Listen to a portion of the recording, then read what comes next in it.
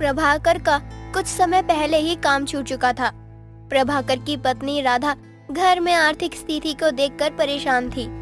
घर में खाने को अनाज नहीं था और 2 दिनों से प्रभाकर और उसकी पत्नी राधा ने कुछ खाया पिया भी नहीं था। मैं समझ सकता हूँ, मेरी वजह से तुम्हें भी मुसीबतों का सामना करना पड़ रहा है, लेकिन मैंने सच में मुखिया जी के घर चोरी नहीं की थी।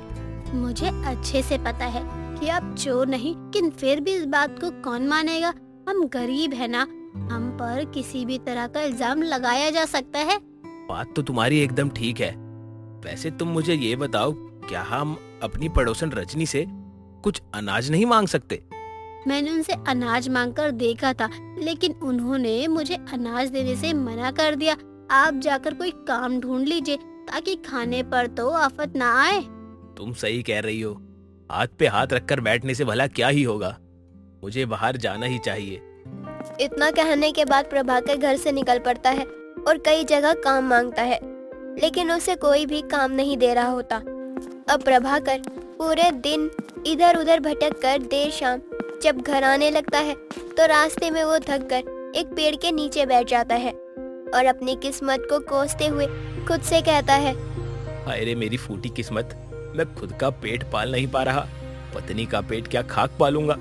कल को मेरे बच्चे होंगे तो उनकी परवरिश कैसे करूंगा। कैसी विपदा आ पड़ी है मुझ पर। प्रभाकर ये बोलकर अपना सर पकड़कर बैठ जाता है।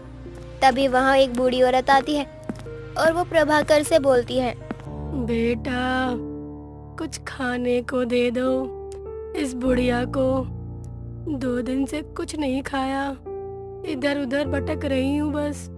अम्मा, मैं और मेरी पत्नी 2 दिन से भूखे हैं, कुछ खाया पिया नहीं है और ना मुझे कुछ काम मिल रहा है। मेरे पास आपके लिए कुछ भी नहीं है, मुझे माफ करना। तेरे झोले में रोटी रखी है और तू मुझसे झूठ बोल रहा है? अरे अम्मा, कैसी बात करती हो? अगर मेरे झोले में रोटी रखी होती, अरे तो मैं भूखा प्यासा थोड़ी ना भटक रहा होता, ना ही अपनी किस्मत को दोष दे रहा होता। अपने झोले में हाथ तो डाल बेटा, उसके बाद मुझसे बकेती करना। प्रभाकर उस बूढ़ी औरत की बात सुनकर एक पल को हैरान रह जाता है और पलटकर जैसे ही वह अपने झोले में रोटियां ढूंढने लगता है, उसे उस झोले में रोटियां नहीं मिलती, लेकिन एक ककड़ी जरूर मिलती है।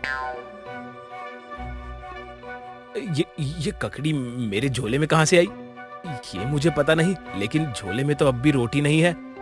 अम्मा, अरे अम्मा, कहाँ चली गई अम्मा? अम्मा। प्रभाकर को बड़ी हैरानी होती है कि वो बूढ़ी औरत वहाँ से चली गई है और कुछ देर बाद ही प्रभाकर अपने घर पहुँचता है और अपने झोले को एक तरफ रखकर अपनी पत्नी से पानी मांगता है। आपका चेहरा बता रहा है आज भी आपको कोई काम नहीं मिला।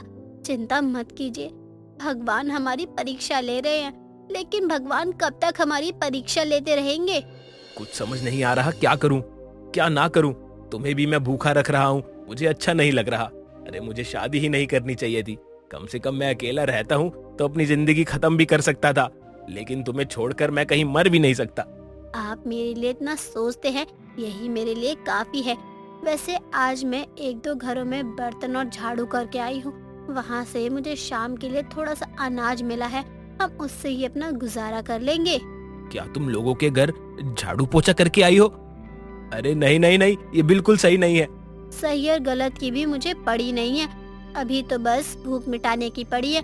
आप भी 2 दिन से भूखे हैं और मैंने भी तो आपसे शादी करके 7 जन्मों के लिए साथ निभाने का वादा किया है ना। अपने पति प्रभाकर को पानी देने के बाद राधा खाना बनाने चली जाती है, लेकिन राधा अपने पति के झोले को जब उठाती है तो उसे झोला भारी लगता है। जब राधा झोले में झांकती है तो उसे एक ककड़ी झोले में मिलती है, जिसे वो तोड़कर देखती है कि ये खराब तो नहीं है, और उसके बाद उस ककड़ी को राधा चूल्हे के पास बर्तन के पास रख देती है।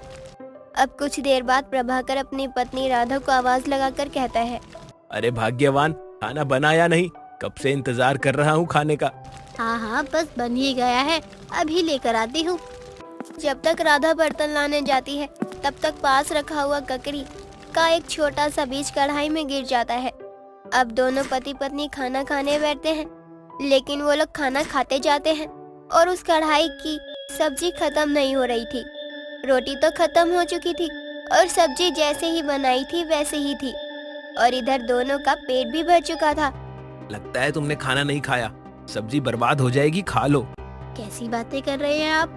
आपके सामने ही तो मैं इतनी सारी सब्जियां खा रही हूँ, फिर भी ये सब्जी खत्म होने का नाम ही नहीं ले रही है। पता नहीं कैसी है। आज कई दिनों बाद खाना देखा है, तुम्हारे दिमाग में बस खाना और खाना ही चल रहा है। प्रभाकर तो खाना खा के उठ जाता है, लेकिन राधा उस सब्जी को वापस से चूल्हे पर रखकर उसे ढक देती है। अब अगले दिन राधा एक कटोरी आटा एक बड़ी सी बाल्टी में रखकर उसे चूल्हे के पास रख देती थी। तभी उसमें एक ककड़ी का बीज गिर जाता है, पर यह सब राधा की आंखों के सामने हो रहा था। जैसे ही उसे बाल्टी में ककड़ी का बीज गिरता है, वह बाल्टी देखते ही देखते आटे से भर जाती है। अरे ये कैसा चमत्कार है? पास रखी ककड़ी से बीज गिरे और ये आटे की बाल्टी भर गई। कल रात सब्जी में भी यही ककड़ी का बीज गिरा था। राधा ये खुद से कह ही रही होती है, तभी राधा का पति प्रभाकर भी बाहर से घर आता है और अपनी पत्नी को खुशी खुशी कहता है, राधा राधा, मुझे गोदाम में काम मिल गया है, अपने लाला जी के गोदाम में। अरे मुझे दिन में 50 बोरियां ट्रक में लोड करवानी है, उसके बाद मुझे 300 रुपए मिलेंगे और एक वक्त का खाना। ये तो बहुत अच्छी बात है, सच में ये बहुत खुशी की बात है। हाँ राधा, मैं बहुत खुश हूँ। इन कुछ दिनों में हमने बहुत दिक्कतें देखी हैं और सही भी है, लेकिन अब सब कुछ ठीक हो जाएगा। प्रभाकर अब पास रखे खाट पर लेट जाता है और दूसरी तरफ राधा उस ककड़ी को ले जाकर उसके बीज को बाहर मिट्टी में गाड़ देती है और वो इस उम्मीद के साथ घर आ जाती है कि कुछ तो होगा ही। ऐसे ही इस बात को कई दिन बीत जाते हैं और राधा को यकीन हो जाता है कि उसने बाल्टी में आटा बढ़ते हुए देखा था। ये सब उसका वहम है। इस बात को अब करीब एक सप्ताह हो जाता है और एक रोज सुबह के समय जब प्रभाकर उठकर अपने घर के बाहर निकलता है तो वो देखता है उसके घर के बाहर ककड़ी की बेल चारों तरफ फैली हुई है और उसमें अच्छी खासी ककड़ियां लगी हुई हैं। अरे ये सब क्या है? राधा जल्दी बाहर आओ, देखो देखो, ये चमत्कार हो रहा है, चमत्कार। अरे ऐसा भी क्या हो गया जो तुम इतना चिल्ला रहे हो? रुको अभी आती हूँ। इतना कहने के बाद राधा जब बाहर आती है तो वो भी ककड़ी की बेल देखकर हैरान रह जाती है। अब राधा को सब कुछ समझ आ रहा है कि वो ककड़ी जादुई ककड़ी है जिसने उस दिन खाने में गिरकर खाने को खत्म नहीं होने दिया और आटे की बाल्टी में गिरकर आटे को खत्म नहीं होने दिया और अब ये ककड़ी कभी खत्म नहीं होने वाली थी। राधा भी प्रभाकर को उसके लाए हुए ककड़ी के बारे में सब कुछ बता देती है। अरे ये बात तो मैं तुम्हें बताना ही भूल गया। मुझे एक रोज बूढ़ी औरत मिली थी, बहुत बुढ़िया थी वो, और उस दिन मैं काफी परेशान और भूखा था और मेरे पास खाने को कुछ नहीं था। उस औरत ने मुझे कहा कि मेरे झोले में खाने की एक रोटी पड़ी है और जब मैंने थैला देखा तो उसमें ये ककड़ी निकली, लेकिन वह बूढ़ी औरत वहाँ से जा चुकी थी। अरे पल भर में ही गायब हो गई, ना जाने कहाँ चली गई और मैं ये घर ले आया। इस ककड़ी के आने के बाद हमारे साथ कुछ भी बुरा नहीं हुआ, सिर्फ सब कुछ अच्छा अच्छा हो रहा है। मुझे कुछ भी समझ नहीं आ रहा है। देखा तुमने, तभी तो कहते हैं भगवान के घर देर है अंधेर नहीं। सब कुछ कितनी जल्दी बदल गया। इस तरह प्रभाकर और राधा को उस जादुई ककड़ी से मदद मिलती है और उस जादुई ककड़ी को आने के बाद से उस ककड़ी से दोनों पति पत्नी अच्छा खासा कमाने लगते हैं और गांव के गरीब और भूखे लोगों की भी मदद करने लगते हैं। नीलम और विनोद दोनों सुबह सुबह खेत में काम कर रहे होते हैं। उनके खेत में भुट्टे की अच्छी फसल हुई है। काम करते करते दोपहर हो जाती है। ये देख विनोद अपनी पत्नी नीलम से कहता है, नीलम, तुम सुबह से खेतों में काम कर रही हो, बहुत थक चुकी हो। एक काम करो, तुम खाना खाओ और थोड़ा आराम करो, खेत का काम मैं कर लूंगा। आप भी तो सुबह से खेत में कड़ी मेहनत ही कर रहे हो ना, आप भी चलिए मेरे साथ खाना खा लीजिए। अभी बहुत सारा काम बचा हुआ है, ये सब छोड़ के मैं खाना कैसे खा सकता हूँ? तो ठीक है ना, आप मुझे खाना खाने को जरूर बोल सकते हो, लेकिन अपनी मदद करने से नहीं रोक सकते हो। दोनों ही एक दूसरे को काफी समझते हैं और मदद करते हैं। अब शाम हो जाती है और दोनों घर पर आ जाते हैं, जहाँ नीलम की सास मालती बैठकर दोनों का इंतजार कर रही होती है। आ गए तुम दोनों, मैं कब से तुम दोनों का इंतजार कर रही थी। बहू, मुझे बहुत जोर से भूख लग रही है, जल्दी से कुछ खाने के लिए बना दे। माँ, नीलम खेत में वैसे ही बहुत काम करती है, कभी कभी खाना तो आप भी बना सकती हो ना। बेटा, अब मेरे शरीर में पहले जैसी जान नहीं है, वरना तो मैं तुझे बोलती ही नहीं कुछ करने के लिए। और वैसे भी हमारे तो कभी न कभी दिन आएंगे ही जब हमारे घर में भी नौकर चाकर होंगे। नीलम अपनी सास की बात को ज्यादा आगे नहीं बढ़ने देती और तुरंत खाना बनाने लग जाती है। कुछ देर बाद सब लोग बैठकर खाना खा रहे होते हैं। तभी मालती कहती है, अरे कब से तुम दोनों उसी खेत में मेहनत करते रहोगे, और मैं तो कहती हूँ इस खेत को हम बेच देते हैं, अच्छे खासे पैसे भी मिल जाएंगे। वो तेरे चाचा है ना, उन्होंने भी अपना खेत बेच दिया है, देखो कितने ऐशो आराम से रहते हैं अब। माई आप क्या कह रही हैं? अरे ये खेत हमारे दादा परदादा का है, हम इस खेत में मेहनत करके अपना घर चलाते हैं और भगवान की दया से इस खेत से हमारा गुजारा हो रहा है। और माँ आप खेत क्यों बेचना चाहते हो? सब कुछ तो ठीक ही है। पता नहीं हमारे कब वो दिन आएंगे जब मैं भी ठाठ से बैठकर खाऊंगी। इस खेत से तो हमारा कुछ नहीं होने वाला। विनोद और नीलम दोनों ही चुप हो जाते हैं और खाना खाकर सब सो जाते हैं। लेकिन रात में ही मौसम का रुख बदल जाता है और बहुत जोर की आंधी और तूफान बारिश होने लगते हैं। हे भगवान ये क्या हो रहा है? ऐसे में तो हमारी फसल बर्बाद हो जाएगी। आप परेशान न हो, सब ठीक होगा, भगवान पर भरोसा रखिए। अपनी फसल की चिंता में ही दोनों की रात बीतती है। सुबह जब वो अपने खेत पर जाते हैं तो देखते हैं कि उनका पूरा खेत, भुट्टे के पौधे सभी टूट गए थे। सिर्फ एक भुट्टे का पौधा खड़ा हुआ था। ये देखकर वो दोनों काफी परेशान हो जाते हैं। ये क्या हो गया? हमने इतने महीनों से दिन रात मेहनत की, लेकिन सब कुछ बर्बाद हो गया, सब खराब हो चुका है। अब हम क्या करेंगे नीलम? अब हमारा क्या होगा? हमारा पूरा खेत उजड़ गया। बेमौसम बरसात ने हमारा सब कुछ उजाड़ दिया है। हमने इतनी मेहनत की थी। बचपन से सुनता आ रहा हूँ कि मेहनत का फल मीठा होता है, लेकिन यहाँ तो हमारे मेहनत के फल पे पानी फिर गया। आप परेशान मत होइए, सब ठीक हो जाएगा। जो भी बचा है हम उससे समेट लेते हैं। अब रोने से तो कुछ नहीं हो सकता है ना। तुम सही कह रही हो। दोनों खेत में जाते हैं, लेकिन विनोद दूसरी तरफ जाता है और नीलम दूसरी तरफ जाती है। तभी नीलम को भुट्टे की आवाज आती है। अरे कितना बुरा हुआ आपके साथ, कितनी मेहनत करते थे आप लोग। उस भुट्टे की आवाज सुनकर नीलम हैरान रह जाती है और भुट्टे को देखने लगती है। मैंने देखा था आप दोनों कितनी मेहनत करते थे, अपने खाने पीने की परवाह नहीं करते थे। आप दोनों को ऐसे निराश और परेशान देखकर मुझे अच्छा नहीं लग रहा। लेकिन अब हम कर भी क्या सकते हैं, सब कुछ तो बर्बाद ही हो गया।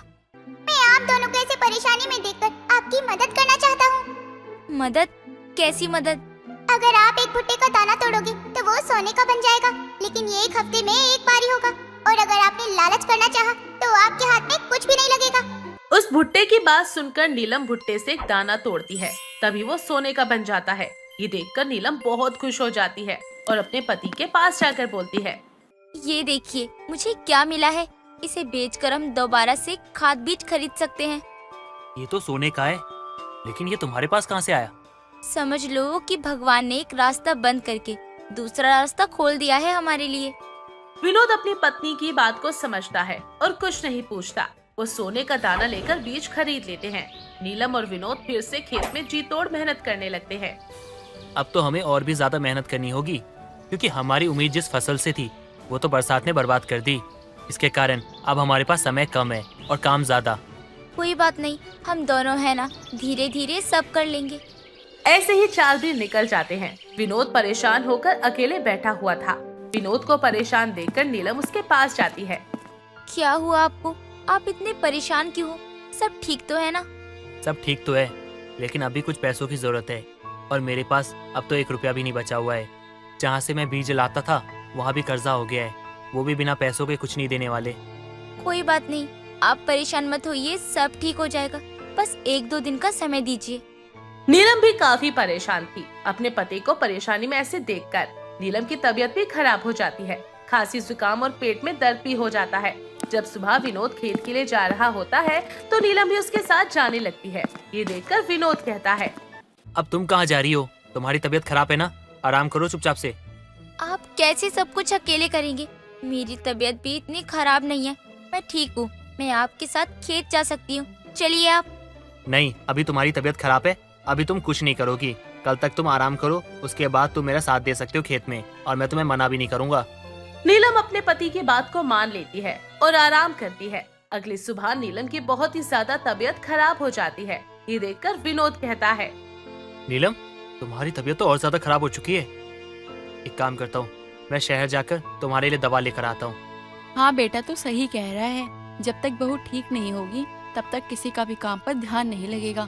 तू जा शहर से बहू के लिए दवा ले आ। विनोद तुरंत शहर के लिए निकल जाता है। आज 1 हफ्ता हो गया था और भुट्टे से सोने का दाना भी निकालना था। नीलम इस बात को लेकर बार बार सोच रही थी। तभी वो अपनी सास को आवाज लगाकर बुलाती है। क्या हुआ बहू, तुझे कुछ चाहिए क्या? माँ जी, मुझे चाहिए तो कुछ भी नहीं, लेकिन आपकी एक मदद चाहिए। बहू तू कैसी बात कर रही है? मुझे बता, तुझे कैसी मदद चाहिए? माँ जी, आप खेत में जाइए, वहाँ जो भुट्टे का एक पौधा है ना, उसमें से भुट्टे का एक दाना निकाल लो। जैसे ही आप उस दाने को निकालोगी वो सोने का बन जाएगा। लेकिन माँ जी, आप केवल एक ही दाना निकालना। अपनी बहू की बात सुनकर मालती भी जरा सी देर नहीं करती और तुरंत ही खेत में जाती है और भुट्टे से एक दाना तोड़ती है। जैसे ही वो दाना हाथ में लेती है वो सोने का बन जाता है। ये तो सच में सोने का बन गया है। मेरी बहू भी पागल ही है। अरे जब हम बिना कुछ करे अमीर हो सकते हैं तो क्यों इतनी मजदूरी करनी? एक दाने से क्या होगा, मैं सारे दाने ही निकाल लेती हूँ।